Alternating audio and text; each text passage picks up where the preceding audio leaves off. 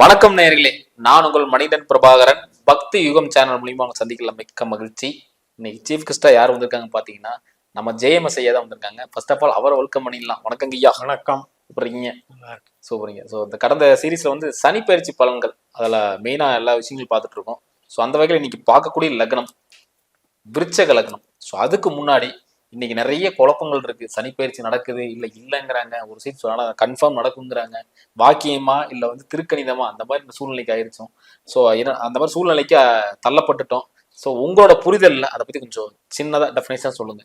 நமக்கு அஸ்ட்ரானமி தான் அஸ்ட்ராலஜி. அதுக்கு தான் சயின்டிஃபிக்கா இருக்கிறது தான் அஸ்ட்ராலஜி. அதை விட்டுட்டு நம்ம வந்து ஆரம்பத்தில் ஒரு கணக்கு போட்டிருப்பாங்க. நம்ம முன்னோர்கள் வந்து போட்ட கணக்கு ஒன்று இருக்கு. அது வந்து கருவிகள் இல்லாத காலத்தில். இப்போ கருவிகள் வந்த பிறகு அஸ்ட்ரானமியில் இன்னைக்கு வந்து நாசாவினுடைய எல்லைகளை, அதாவது நட்சத்திர எல்லைகளை படம் பிடிச்சு காட்டுற அமைப்பு வந்துருச்சு. அவங்கவுங்க ஃபோன்லேயே பார்த்துக்கலாம். எந்த நட்சத்திரம் எந்த டிகிரியில் இருக்குது, எந்த கிரகம் எந்த நட்சத்திரத்தின் நேர்கோட்டில் இருக்குது அப்படின்னுலாம் பார்த்துக்கலாம். அந்த வகையில் பொசிஷன், பிளானட்ஸ் பொசிஷன் வந்து கிளீனாக படம் பிடிச்சே காட்டிடும். அதை அடாப்ட் பண்ணி பண்ணுறது தான் திருக்கணித பஞ்சாங்கம். ஸோ அதுதான் இயற்கை, அதுதான் வந்து உண்மை. இது ஒரு பஞ்சாங்கம் கோயிலுக்காக வந்து அதை அனுசரிச்சுக்கிட்டு இருக்காங்க. இன்னும் வாக்கிய பஞ்சாங்கம் என்பது கோவிலில் வந்து அந்த சேத்திரம்னு இருக்கு இல்லையா. இப்போ சனின்னா திருநள்ளாறு, குருன்னா ஆலங்குடி. அந்த சேத்திரத்தில் வந்து வாக்கிய பஞ்சாங்கத்தை அனுசரிக்கிற முறை இருக்கு. காரணம் என்னன்னா, நம்ம முன்னோர்களுக்கு மதிப்பு கொடுக்கணுங்கிறதுக்காக. ஸோ அதை ஃபாலோ பண்ணுறதுக்கு அதை ஃபாலோ பண்ணிட்டு போகிறாங்கன்ட்டு நம்ம ஜோதிடத்துக்கு சம்மந்தம் இல்லாமல் அதை பண்ணிட்டு இருக்கோம். அது வந்து ஒரு மாதிரி ஒரு பூஜை முறை மாதிரி நினச்சிக்கணும், ஒரு வழிபாடு மாதிரி நினச்சிக்கணும். அது பாட்டுக்கு அதை எடுத்துக்கலாம். இதுக்கு முன்னாலே எல்லாம் சனிப்பயிற்சி ஆனப்ப எல்லாம் வெறும் 6 மாதம், 2 மாதம், 1 மாதம் இப்படி டிஃபரன்ஸ் இருக்கும். இந்த தடவை தான் அதிகமான டிஃபரன்ஸ், ஒரு வருஷமே தள்ளி போகுது. இது காலத்தின் கட்டாயம். ஒரு சில கேப்ல அப்படித்தான் வரும். அதனால இது பேசப்படுது. மற்றபடி திருக்கணிதத்தை அடாப்ட் பண்றது ஜோதிட பலன்களுக்கு கரெக்டான. அப்ப 29ஆம் தேதி சனி பயிற்சி உண்டு. சூப்பருங்க. விருச்சக லக்னத்துல விசாகம் 4ஆம் பாதம், அனுசம் 4 பாதங்கள் இருக்கு. அதுபோக கேட்டை 4 பாதங்கள் இருக்கு. ஸோ இப்போ வந்து விசாகம் 4ஆம் பாதத்தை பத்தி சொல்லுங்கய்யா. நீங்க கேட்கறதே ரொம்ப சந்தோஷமா இருக்கு. ஒரு ராசிக்குள்ள இருக்கிற நட்சத்திரங்களை வச்சு கேள்வி கேட்கறது தான் அது கரெக்டான முறை. அப்ப நட்சத்திரங்கள் தான் கிரகங்களுக்கு சலனங்களை கொடுக்குது. கிரகங்கள் அதை வாங்கி சந்திரனுக்கு அனுப்புது. சந்திரன் மூலமாக நமக்கு பலன்கள் நிகழுதுங்கிறது தான் நம்ம லேட்டஸ்டான பாஸ்கர் ஆஸ்ட்ராலஜி கண்டுபிடிப்பு. இது வந்து 100க்கு 100 நமக்கு பலன்கள் பார்க்கறதுக்கு சரியா வருது. இப்ப அர்த்தாஷ்டம சனி, இப்ப நான் சொல்றது லக்னம் தான். நம்ம எப்பவுமே லக்னம் பேசிட்டு இருக்கோம். அர்த்தாஷ்டம சனியா லக்னத்துக்கு 4ஆம் இடத்துல இருக்கிறது. நான் ஜென்ரலா சனி மட்டும் இல்லை, எந்த கிரகம் வந்தாலும் அது நல்லதல்லன்னு சொல்லுவேன். 4ஆம் இடத்துலையும் 8ஆம் இடத்துலையும் 12ஆம் இடத்துலையும் இவங்களுக்கு கெட்ட பாவம்னு அர்த்தம். 4, 8, 12 கெட்ட பாவங்கள். இப்ப அதுல இருந்து இவர் விலக போறாரு. அப்ப யாரெல்லாம் விசாகம் 4ஆம் பாதத்துல லக்ன புள்ளி அமைஞ்சாங்களோ விருச்சிக லக்னக்காரங்களுக்கு 4ல இருந்து 5க்கு உடனே அன்னைக்கே போறாரு. கரெக்டா அந்த மார்ச் 29 ஈவினிங்கே சனி வந்து பூரட்டாதி 4ஆம் பாதத்தை டச் பண்றாரு. இந்த விசாகம் 4க்கும் பூரட்டாதி 4க்கும் ஒரு தொடர்பு இருக்கு, 1-5ங்கிற தொடர்பு. அப்ப 5ஆம் இடத்தை போய் டச் பண்றதுனால 4ஆம் இடத்துல இருந்து ரிலீஸ் ஆகுறாரு. இவங்களுக்கு மட்டும்தான். ஈவன் அடுத்த நட்சத்திரம் அனுசத்துல பிறந்தவங்களுக்கு கூட 1 மாசம் தள்ளி தான், எப்ப போய் உத்திரட்டாதியை சனி தொடுறாரோ அப்பதான் அனுசத்துக்கு கனெக்ஷன் வரும். அப்படி எடுக்கும் பொழுது அர்த்தாஷ்டம சனி விலகுகிறது. அது ஒரு பார்வை. ஆனாலும் கூட இப்ப சனியினுடைய நட்சத்திரம் உத்திரட்டாதி. அந்த உத்திரட்டாதி நட்சத்திரத்துல இருந்து பின்னால இருக்குன்னு புரிஞ்சுக்கணும். பூரட்டாதி 4ங்கிறது உத்திரட்டாதி பின்னாலதான். ஆமா. அப்ப என்ன அர்த்தம்னா, தன் ஆற்றலை பலவீனப்படுத்தி தான் சனி கொடுத்துட்டு இருக்காருன்னு புரிஞ்சுக்கணும். உத்திரட்டாதிக்கு 12ஆம் இடமா நீங்க பூரட்டாதி நினைச்சுக்கோங்க. அப்படி நினைச்சுக்கிட்டா ஈஸி. அப்ப என்னன்னா, தன்னுடைய ஆற்றலை கெட்ட ஆற்றலாகத்தான் இங்க வழங்கி கொண்டு இருக்கிறார். இப்ப நம்ம பலன் எடுக்கும் போது எப்படி எடுக்கணும்னா, குருவை போல சனி செயல்படுவார். அப்ப நமக்கு இவங்களுக்கு விசாகத்துல பிறந்தவங்களுக்கு குருதான் சிந்தனை, குருதான் அவங்களுடைய தோற்றம், திறமை. அப்பேற்பட்ட திறமையை வந்து வளர்த்து விடுவார்னு எடுத்துக்கணும். அப்ப குருவை போல செயல்படுறது நல்ல விஷயம்.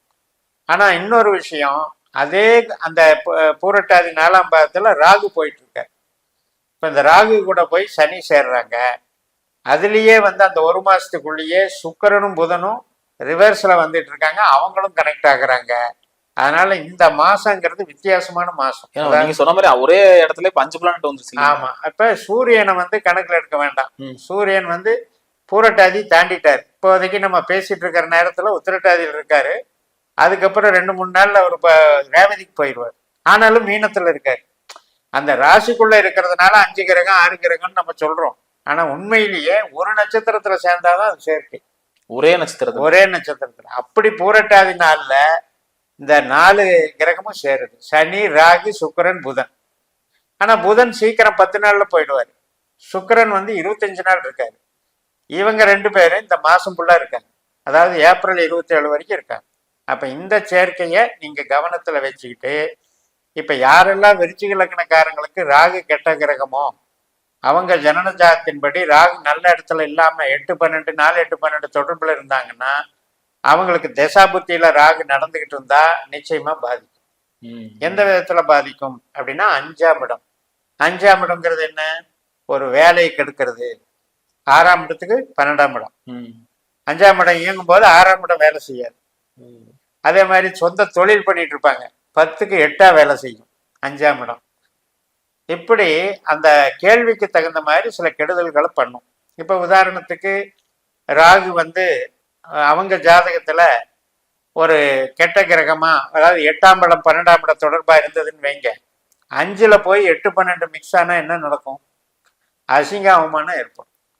5ங்கிறது காதல், 5ங்கிறது கலைகள், 5ங்கிறது நம்ம வந்து உல்லாசம் செல்லாபத்தை குறிக்கிறது.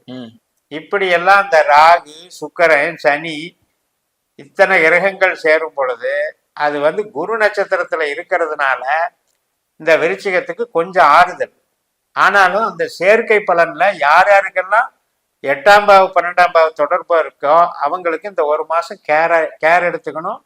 தர்மத்துக்கு மீறின செயல்கள்ல ஈடுபடக்கூடாது. இப்ப உங்களுக்கு விருச்சிகத்துக்கு 5ஆம் இடங்கிறது தர்மம். யாருக்கெல்லாம் 1, 5, 9ங்கிறது தர்மம் தானே. அப்ப அது வந்து காலச்சக்கரத்துக்கு 12ஆ வருது இல்ல. அப்ப என்ன ஆகும்? அந்த 5ஆம் இடம் தர்மத்தை மீறும் பொழுது 12ஆக செயல்பட்டு பெரிய பிரச்சனைகளை கொடுத்துரு. இவரும் தன்னை கெடுத்துக்கிறாரு. இவருடைய சம்பாத்தியம் செலவாயிரும். இவருக்கு வந்து சிறைவாசம் முதற்கொண்ட பிரச்சனைகளும் ஏற்படும். இதே 2-6-10 கனெக்ட் இருந்துச்சு. ஆமா. இப்ப இந்த கிரகங்கள்ல 2, 6, 10, 4 இதெல்லாம் கனெக்ஷன் இருந்தா தொழில் நுணுக்கமா வேலை செய்யும். இப்ப வந்து ஒரு கிரியேட்டிவிட்டி டிசைனர் இருக்காரு, ஆர்கிடெக்ட்ல இருக்காரு, அதே மாதிரி சாஃப்ட்வேர் லைன்ல இருக்காங்க, இன்னும் சயின்டிஸ்டா எத்தனையோ பேர் மருத்துவத்துறையில இருக்காங்க. இவங்களுக்கெல்லாம் இந்த நுணுக்கமான அறிவை கொடுத்துரும். இத்தனை கிரகம் சேருது இல்ல, அப்ப வந்து அறிவை கொடுத்துரும். அறிவு எப்படி வேலை செய்யும்? குரு மாதிரி வேலை செய்யும். குரு என்ன ஆகும்? சர்வீஸ் பண்ணி கொடுக்கும். 7ஆம் இடம்ங்கிறது கஸ்டமர். அப்ப கஸ்டமருக்கு ஒரு புதிய பாதை, புதிய கண்டுபிடிப்பை பண்ணி கொடுத்து இவங்க பேர் வாங்குவாங்க. நல்லதும் இருக்கு, கெட்டதும் இருக்கு. அப்ப பூரட்டாதியில பிறந்தவங்களுக்கு குருவனுடைய பலம் வந்து 7ல இருக்கு. அந்த 7ல இருக்கிற குரு மாதிரி இத்தனை கிரகங்களும் செயல்படுது. அப்ப யாருக்கெல்லாம் 8-12 தொடர்பு இல்லையோ இந்த கிரகங்கள், அவங்களுக்கெல்லாம் மகிழ்ச்சி நல்லா இருக்கும். திருமணம் ஆகாதவங்களுக்கு திருமணம் கைகூடும். குழந்தை பிறப்பு, கணவன் மனைவி உறவு, அகம் சார்ந்த அத்தனை நன்மைகளும் நல்லா இருக்கும். இப்ப அனுசம் 4 பாதங்கள் இருக்கு. அந்த 4 பாதங்கள் சொல்லுங்க. அனுஷம் என்பது இப்ப சனியினுடைய நட்சத்திரமே. அப்ப இவங்க இயல்பிலே பாத்தீங்கன்னா ரொம்ப பொறுமைசாலிகளா இருப்பாங்க, நிதான போக்குடையவர்களா இருப்பாங்க, அதிகமா தாமசமா தான் எந்த வேலையும் செய்வாங்க. இருந்தாலும் இவங்களுக்கு நல்லவர் சனிதான். இவங்களுக்கு தர்மத்தை காப்பாத்துறது, படிப்பை கொடுக்கறது, கிரியேட்டிவிட்டி மைண்டை கொடுக்கறது, குழந்தைகளை கொடுக்கறது, பூர்வீக சொத்தை கொடுக்கறது, தெய்வ அனுகிரகத்தை கொடுக்கறது, அத்தனையும் சனிதான். அப்பேற்பட்ட சனி இந்த ஒரு மாசம் மட்டும் விட்டுறணும். ஏன்னா அவர் வந்து குருசாரத்துல இருக்காரு. ஆனாலும் அது வந்து பாதிக்காது. ஏன்னா குரு நமக்கு 7ல இருக்காரு, அதனால பாதிக்காது. ஆனா எப்ப சனி நட்சத்திரம் தொடராரோ, ஏப்ரல் மாசம் 24ஆம் தேதி சனி நட்சத்திரத்துக்கு தொடராரு. அந்த சமயத்துல இருந்து இவங்களுக்கு, அதாவது ஒரு கஷ்டப்பட்டேன், நஷ்டப்பட்டுட்டு இருக்கேன், வேலை இல்லாம இருக்கேன், அல்லது எனக்கு குடும்பத்துல பிரிவினைகள் ஏற்பட்டு போச்சு, நோயினால பாதிக்கப்பட்டிருந்தேன், இத்தனைக்கும் தீர்வு கிடைக்கும் இந்த சனி பயிற்சி. 5ஆம் இடத்துல தன்னுடைய சொந்த நட்சத்திரத்துல சனி உட்காரும் போது 5ஆம் இடத்தை பூஸ்ட் பண்ணுவார். ஆனா காதல் வரும். காதல் வரும், திருமண வாழ்க்கைக்கும் நல்லா இருக்கும், உறவுகளுக்கும் நல்லா இருக்கும். ஆனா நான் சொல்றது எல்லாரும் எடுத்துக்க கூடாது. சனியினுடைய திசா புத்தி அந்தரம் நடந்தா மட்டும்தான் நீங்க சனியை பார்க்கணும். எதுக்கு எடுத்தாலும் சனி பயிற்சின்னு உடனே சனி பயிற்சி பலன்கள் போட்டு லிஸ்ட் போட்டு எனக்கு 12 பாவத்துக்கு சனி தான் பொறுப்புன்னு எடுத்துக்க கூடாது. சனி நம்ம பாவத்துக்கு, நம்ம ஜாதகத்துல என்ன பாவம் பொறுப்பேற்றிருக்காரோ அந்த வேலையை தன்னுடைய திசா புத்தி அந்தரத்தை மூலமாக கோச்சாரத்துல சப்போர்ட் பண்ணுவேன். சப்போர்ட்டுக்கு தான் நம்ம கோச்சாரம் பார்க்கறோம். அதனால நிச்சயமா இது நல்ல சனி பயிற்சி. ஆனா ஒண்ணு, சொந்த தொழில் பண்றவங்களுக்கு சனி திசையே நடந்தா நல்லா இருக்காது. அதாவது சொந்த தொழில்னா எப்படிப்பட்ட தொழில்? ப்ரொடக்ஷன் பண்றது, ட்ரேடிங் பண்றது, மேனுஃபேக்சரிங் பண்றது. ஏன்னா 10ஆம் இடம்ங்கிறது சிம்மம். அந்த சிம்மத்துக்கு இது 8. அப்ப என்ன ஆகும்? அந்த ப்ரொடக்ஷன் முதலாளித்துவத்தை இது மறுக்குது. ஆனா சனி திசை அந்த மாதிரி நடக்கிறவங்களா இருந்தா அது மறுத்துரும். இப்ப வேலை பார்க்குறவங்களுக்கு பிரச்சனை இல்லை. இப்ப நான் ஒரு இடத்துல ப்ரொடக்ஷன் சென்டர்லயே வேலை பார்க்குறோம் அப்படின்னா அதுக்காக வேலையை கெடுத்துறாது, ஓரளவுக்கு கரெக்டா கொண்டு போயிடும். யாருக்கெல்லாம் சனி தொடர்புல திசா புத்தி தொடர்புல இருக்கோ அவங்களுக்கு உற்பத்தி சார்ந்த தொழிலை இந்த 2.5 வருஷ காலம் ஆரம்பிக்க கூடாது. ப்ரொடக்ஷன் ஆரம்பிக்கிறேன் அப்படின்னு சொல்லி ஆரம்பிக்க கூடாது. சர்வீஸ் இருக்கிற டிபார்ட்மெண்ட்ல போனா பண்ணலாம். இப்ப பேரு தான். இப்ப ஒரு கார் தொழிற்சாலை இருக்கு, கார் தயாரிக்கிறாங்க. அதுல பேசிக் டிசைனிங் உண்டு இல்ல, அந்த டிசைனிங் இது நல்லா வரும். இந்த சனி நல்லது பண்ணும். அப்ப உற்பத்தி சார்ந்த தொழிலாக இருந்தாலும் இவங்க அந்த டிசைனிங் பொறுப்பை ஏத்துக்கிட்டாங்கன்னா, கலை சார்ந்த பொறுப்பை, மூளை உழைப்பை ஏத்துக்கிட்டாங்கன்னா ஸ்மார்ட் ஒர்க் மூலமா நல்லது பண்ணலாம். அடுத்து கேட்டை 4 பாதங்கள் இருக்கு, அதை சொல்லுங்க. புதன். இப்ப இவங்களுக்கு செவ்வாயினுடைய வீட்டுல புதனுடைய ஆதிக்கம் அப்படிங்கும் போது செவ்வாய் ஹரிபரியா இயங்குறவர், ரொம்ப ஒரு வீர விளையாட்டு, ஒரு துணிச்சல், முரட்டு சுபாவம் உடையவர். ஆனா புதன் டெக்னிக்கல் மைண்ட் உடையவர். ஏன்னா சமயோசித புத்தின்னு சொல்லக்கூடியது, விவேகம் உடையவர். ஆனா இவர் படுற அவசரத்துக்கு இவர் தாங்க மாட்டார். அப்ப பேசிக்கலாவே கேட்ட நட்சத்திரத்துக்கு என்ன அவஸ்தை இருக்குன்னா, இந்த லக்னத்துக்கு புதன் 8ஆதிபதியா 8 குடையனாயிராரா, இந்த செவ்வாய் கொடுக்குற ப்ரெஷர்ல தடுமாறுவார் ஆக்சுவல் பொசிஷன். பட் சனியை பொறுத்த வரைக்கும் கேட்டையில பிறந்தவங்களுக்கு நல்ல நட்சத்திரம் கிடையாது. ஏன் நான் கிரகத்தையே நட்சத்திரமா சொல்றேன்னா, நம்ம சிஸ்டத்துல அப்படிதான் பார்க்கணும். நீங்க கேட்டைக்கு பின்னாலதானுங்க அனுசம் இருக்கு. ஆமா, அப்ப அது 12ஆம் இடம் தான். சனி 12ஆயிடுறாருங்க. அப்ப 5ஆம் இடத்துல ரேவதி இருக்கு இல்லையா, அதுதான் இவருக்கு 5ஆம் இடம். அப்ப சனி இப்பதான் 4க்கு வர்றாரு கேட்டையில பிறந்தவங்களுக்கு. பிரச்சனை பாருங்க எப்படி இருக்கு. அப்ப விருச்சிகத்துக்கு நீங்க சனி பயிற்சி பலனை பார்த்தா நல்லா இருக்குன்றீங்க, அர்த்தாஷ்டமி விலகிருச்சுன்றீங்க. ஆனா எனக்கு பிரச்சனையே தீரலைன்னு சொல்லுவாங்க. ஏன் சொல்லுவாங்கன்னா கேட்டையில பிறந்திருப்பாங்க. அப்ப இப்பதான் 4ல வெச்சு செய்ய போறாரு. இவருக்கு 4ஆம் இடத்துலதான் உத்திரட்டாதி நட்சத்திரம், 8ஆம் இடத்துல பூச நட்சத்திரம், 12ஆம் இடத்துல அனுச நட்சத்திரம். அப்படி எடுத்துக்கணும். டிகிரி 4-12 வந்துருச்சு. இப்ப இந்த மாதிரி நபர்களுக்கு இந்த சனி திசா புத்தி அந்தரம் நடந்தால் அவங்க ஜாதகத்திலையும் சனி 8-12 உட்கார்ந்து இருந்து தொடர்பு வச்சிருந்தால் ரொம்ப ரொம்ப கவனமா இருக்கும். ஏன்னா இந்த 4ஆம் இடம், 8ஆம் இடம், 12ஆம் இடம் என்பது அகம் சார்ந்த விஷயத்துக்கு நல்லா இல்லை, புறம் சார்ந்த விஷயத்துக்கு நல்லா இல்லை. 8-12ங்கிறது லக்னம் துன்பத்தை அனுபவிக்குதுன்னு அர்த்தம். இப்ப தனிப்பட்ட ஜாதகத்துல நீங்க சொன்ன சனியே ஒருத்தருக்கு 2-6-10 கனெக்டிவிட்டி இருந்துச்சுன்னா தொழிலுக்கு நல்லா இருக்கும், உறவுக்கு நல்லா இருக்காது. புறம் சார்ந்த வாழ்க்கை நல்லா இருக்கு, நல்லா சார்ந்த வாழ்க்கை கொஞ்சம். ஏன்னா இப்ப அவங்க 2-6-10ங்கிறதுனால அந்த திசை நடக்குதுன்னு வைங்க, அந்த 2-6-10 தான் வேலை செஞ்சிட்டு இருக்கும். பிசினஸ் வேலை இதை செஞ்சிட்டு இருக்கும். ஆனா கோச்சாரத்துல பாத்தீங்கன்னா அது 10ஆம் இடத்துக்கு அது நல்லது தானே, 4ஆம் இடம் நல்லது. ஆனா ஃபேமிலி மேட்ரு, ஒரு குழந்தை பிறக்கிறதுக்கு ட்ரை பண்ணிட்டு இருக்கேன் அப்படின்னா 5க்கு 12ஆம் நாள் வேலை செய்யும். இப்ப ஒரு திருமணத்துக்கு ட்ரை பண்ணிட்டு இருப்பாங்க, முதல்ல ஆண் பெண் பார்த்து உறுதி பண்ணணும்ல, அந்த உறுதி பண்றதுக்கே வரமாட்டாங்க. 5ஆம் இடத்தை தடுக்கிற 4ஆம் இடம் வேலை செஞ்சா இவங்களுக்கு வந்து திருமணம் நிச்சயமாகிறதே தடையாயிட்டு இருக்கும். வரன் கிடைக்கிறதே தடையாயிட்டு. அப்ப இந்த மாதிரி விஷயத்துல திசாபுத்தியை கவனிச்சுக்கிட்டு இவங்க அதன் மூலமாக தன்னை வந்து ஈடுபடுத்திக்கணும். இப்ப கேட்டையில பிறந்தவங்களுக்கு உண்மையிலேயே மூளை உழைப்பு சார்ந்த வேலை செஞ்சுட்டு இருக்காங்கன்னு வைங்க. இப்ப புதன் வந்து 5ல் இருக்காரு, 9ல் இருக்காரு. இதெல்லாம் மார்க்கெட்டிங், டிசைனிங், கலைத்துறை, advertising, education department, consulting business, even வந்து ஜோதிடம், வக்கீல் எல்லாமே எடுத்துக்கலாம். அப்படிப்பட்ட ஆற்றல் உள்ள புதன் திசையா இருந்தா நல்லது பண்ணிட்டு இருப்பாரு. அது பாட்டுக்கு நல்லது பண்ணிட்டு இருக்காரு. இப்ப அதுல வந்து இந்த சனி அர்த்தாஷ்டம சனியா இப்பத்தானே வர்றாரு. இவர் வந்து என்ன பண்ணுவாருன்னா, அந்த மாதிரி தொழிலில் இருக்கவங்களுக்கு சனி தசாபுத்தி அந்தரம் நடக்கிறவங்களுக்கு இடைஞ்சல் பண்ணிடுவார். இப்போ ஒருத்தர் வந்து கலைத்துறையில் இருக்காரு, என்ட்ராயி நல்லா தான் போயிட்டு இருக்கு, கலைத்துறையில் நல்லா சம்பாரிச்சிட்டு இருப்பாரு. இப்போ இந்த சனியினுடைய இது வந்து சுயபலம் பெறுது இல்லையா, சொந்த நட்சத்திரத்திலே சனி சுயபலம் பெறும்போது அந்த திசாபுத்தி அவருக்கு நடக்கும்போது அந்த கலைத்துறை சார்ந்த டிமாண்ட் அவருக்கு வராது, ஆர்டர் தடையாயிடும். அப்போ ஒரு விஷயம் வந்து பாவத்தில் தான் இருக்கு. அவர் வந்து இப்போ நாம் எந்த இடத்துல இருக்குன்னு மட்டும் பாவம் பேசுகிறோமோ ஒழிய நம்ம ஜனன ஜாதகத்துல திசானுபத்தி எந்த பாவத்தை இயக்குதுன்னு பார்க்கறது இல்லை. அதை பார்த்துட்டாங்கன்னா நிச்சயமா நல்லது பண்ணும். இப்போ இந்த இதில் இவங்களுக்கு என்ன ஒரு அட்வைஸ் சொல்லலாம் அப்படின்னா, இவங்களுக்கு மூளை உழைப்பை விட உடல் உழைப்பை எச்சு பண்ணிக்கோங்க. அதாவது 8ன்னா கஷ்டப்படணும், 12ன்னா கொஞ்சம் டிராவல் பண்ணணும், அந்த மாதிரி வந்து கொஞ்சம் பிஸியாக காமிச்சுக்கோங்க, கொஞ்சம் அலைச்சல் திருச்சலை பண்ணிக்கோங்க. அப்போ சனி ஒன்றும் பண்ணாது.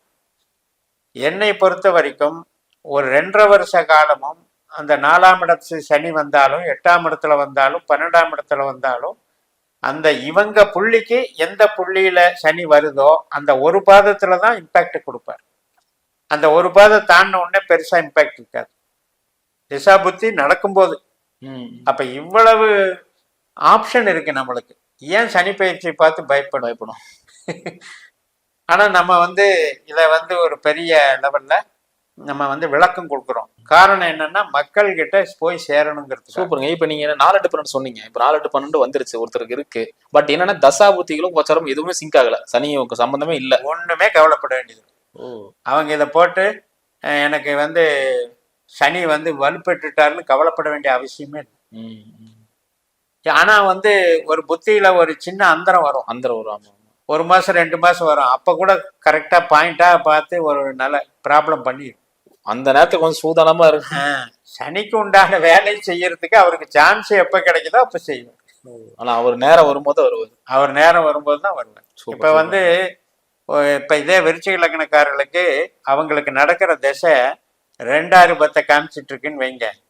உண்மையிலேயே அவங்களுக்கு வந்து உறவுகள்ல ஈடுபாடு குறைவா இருக்கும். ஆனா தொழில்ல ஓஹோன்னு ஜெயிச்சுட்டு இருப்பாங்க. ஆனா புத்திகள்ல வந்து உறவு சார்ந்த புத்திகள் வரும்ல, அப்ப பேலன்ஸ் பண்ணி போய்கிட்டு இருக்கும். ஆனா ஒருத்தருக்கு திசையே 8-12 நடந்துட்டு இருக்குன்னு வைங்க, அவங்களுக்கு அந்த திசை ஆரம்பிச்சதுல இருந்து கஷ்டமே தீராது. விடிகாலமே இல்லையான்னு எனக்கு கமெண்ட் வருது இல்ல, இதெல்லாம் வந்து 8-12 நடக்கிறவங்க. நான் இன்னைக்கு ஓப்பனா சொல்றேன், யார் யாருக்கெல்லாம் 8-12 நடக்குதோ அவங்க வந்து வீணா சனி மேல பழி போட்டு இது வந்து பாவப்பட்ட ராசி, இது நான் வந்து பிரச்சனை அனுபவிக்க பிறந்திருக்கேன், சாபத்தை சந்திக்கும் ராசி, ஆமா எனக்கு வந்து இந்த நட்சத்திரம் பிறந்ததே சாபக்கேடு, அப்படி எல்லாம் சொல்லக்கூடிய பாயிண்ட்டுகளை வந்து நான் வந்து ஏன் வந்து அதுக்கு விளக்கம் கொடுக்குறேன்னா, திசா புத்தி மாறட்டுங்க, பொறுமையா இருங்க. இப்போ ஒரு திசை மாறிச்சுன்னா உங்களுக்கு நல்லது நடக்க போகுது. அப்ப பாவங்களை கவனிக்க ஆரம்பிங்க. இப்ப நீங்க வந்து இப்ப வந்து மீடியாவில் இருக்கீங்க. இப்ப நீங்க மீடியாவுக்கு வந்து உங்களுக்கு கிரகம் சப்போர்ட் பண்ணிட்டு இருக்கு, திசையும் சப்போர்ட் பண்ணிட்டு இருக்கு. இப்ப நீங்க வந்து நான் வந்து ஒரு ப்ரொடக்ஷன் சென்டர் வைக்கிறேன்னு சொல்லிட்டு ஒரு கடையை ஆரம்பிச்சீங்க அப்படின்னா இது வந்து எதிராக வேலை செஞ்சு அது நஷ்டமாயிடும். அப்ப யாருக்கு எது நல்லது பண்ணதுன்னா அவங்கவுங்க ஜாதகத்துல திசா புத்தி பலன்கள் தான் விதியாக தீர்மானிக்கப்பட்டு விதியை வழங்கி கொண்டிருக்கின்றன. அதனால வச்சுட்டு இதை வந்து சனி மேல பழி போட்டோ அல்லது நட்சத்திரத்துக்கு நம்ம பிறந்த நட்சத்திரமே தப்புன்னு பழி போட்டோம், நம்ம பிறந்த ராசி லக்னம் தப்புன்னு பழி போட்டோ ஒதுங்க வேண்டாம். நிச்சயமாக நம்ம பண்றது கரெக்டான்னு பாருங்க, நாம செய்யற வேலை இந்த திசாபத்திக்கு ஏற்ற வேலை தானான்னு பாருங்க. இல்லைன்னா மாத்திக்க சொல்லணும், விதி மாத்திக்க சொல்லும், மாத்தணும். மாத்தினா நல்லது நடக்க போகுது, அவ்வளவுதான். ரொம்ப ரொம்ப நன்றி ஐயா. அடுத்தடுத்த காணொலியில் பார்க்கலாங்க ஐயா. நேர்களே இந்த வீடியோ உங்களுக்கு பிடிச்சிருந்தா மறக்காம லைக் பண்ணுங்க, ஃப்ரெண்ட் அண்ட் ஃபேமிலி ஷேர் பண்ணி விடுங்க. இதே மாதிரி இன்னொரு காணொலி சந்திக்கும் வரை உங்களது விடைபெறுவது உங்கள் மணிகண்டன் பிரபாகரன். நன்றி, வணக்கம் ஐயா. வணக்கம்.